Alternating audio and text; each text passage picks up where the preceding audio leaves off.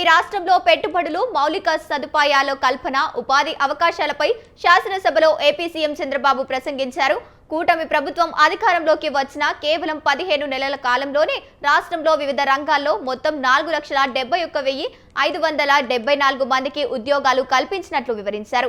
Mega DSC ద్వారా 15,941 మంది ఉపాధ్యాయులను ప్రభుత్వంలోకి, ఇతర శాఖల్లోకి 9,093 మందిని, పోలీసు విభాగంలో 6,100 మందిని నియమించినట్లు తెలిపారు. వీటితో పాటు స్కిల్ డెవలప్మెంట్, జాబ్ మేళా ద్వారా 92,149 వరకు వర్క్ ఫ్రం హోమ్ అవకాశాల ద్వారా మరో 5,500 మందికి ఉపాధి లభించిందన్నారు సీఎం చంద్రబాబు. నేషనల్ హైవే మీద చాలా శ్రద్ధ పెట్టారు. అందుకే ఈరోజు మన రాష్ట్రంలో మీరు ఒకసారి చూస్తే 4,739 కిలోమీటర్ల నేషనల్ హైవేస్, ఇవన్నిటికీ 1,50,000 కోట్ల రూపాయలు ఇన్వెస్ట్మెంట్ పెట్టి రాబోయే రోజుల్లో చేయాలనేది ఒక కార్యక్రమం. ఈ రోజుటికే మీరు ఒకసారి చూసినప్పుడు దేశంలో 2వ స్థానంలో ఉన్నాం.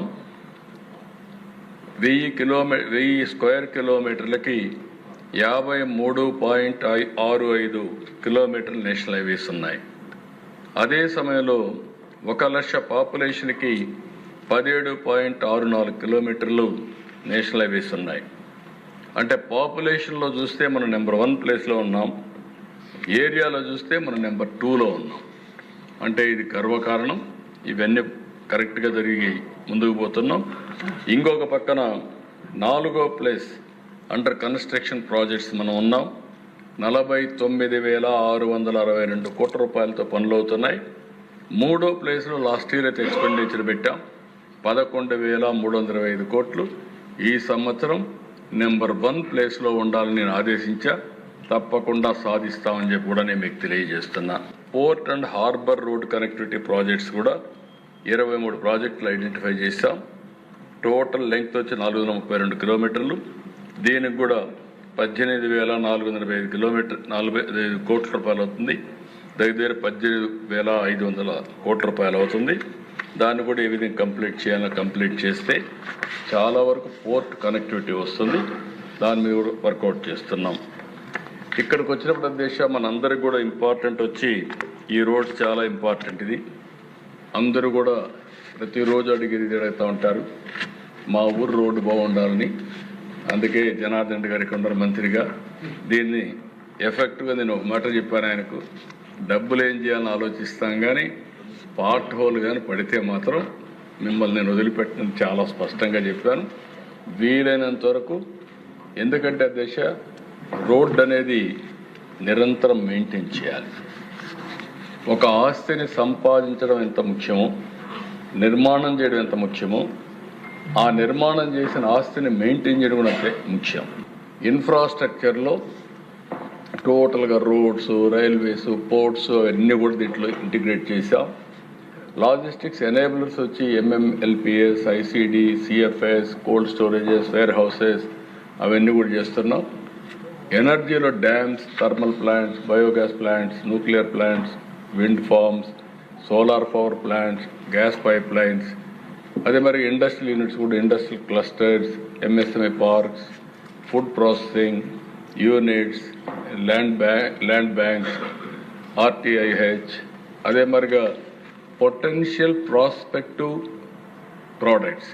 ఇప్పుడు అగ్రికల్చర్ ఉంది, రాయలసీమ నుంచి పెద్ద ఎత్తున హార్టికల్చర్ క్రాప్స్ అని వివిధ ప్రాంతాలకు వెళ్తాయి. అలాంటప్పుడు అక్కడ కూడా దీన్ని కన్సాలిడేట్ చేసి మనం కానీ కరెక్ట్గా లాజిస్టిక్స్ ప్లాన్ చేస్తే చాలా ఇంపాక్ట్ వస్తుంది. ఇవన్నీ కూడా హోలిస్టిక్ ప్లానింగ్ కానీ, అదే మరిగా investment and prioritization under sustainable growth కోసం ఒక పద్ధతి ప్రకారం ఒక బ్లూ ప్రింట్ తయారు చేసి భవిష్యత్తులో లాజిస్టిక్స్ ప్లానింగ్ చేసి ఎంత తగ్గించగలుగుతామో తగ్గించడం కోసం మనం ఒక ప్రణాళిక కూడా తయారు చేసుకోవడానికి ఇది మనకు వస్తుంది. ఏదైతే ఇండియాస్ లాజిస్టిక్స్ కాస్ట్ 24 లక్షల కోట్ల రూపాయలు by road, dominate by majority road మీద, రోడ్లు బాగా వచ్చాక రోడ్డు మీదనే పోయే పరిస్థితికి వస్తున్నాం. అయితే ఇక్కడికి వచ్చినప్పుడు మనం చూసినప్పుడు 2 విధాలుగా క్యాలిక్యులేట్ చేస్తున్నారు. Logistics cost share of GDP ఒక విధంగా క్యాలిక్యులేట్ చేస్తూ 7.97% ఈ లాజిస్టిక్స్ కాస్ట్ ఉందని.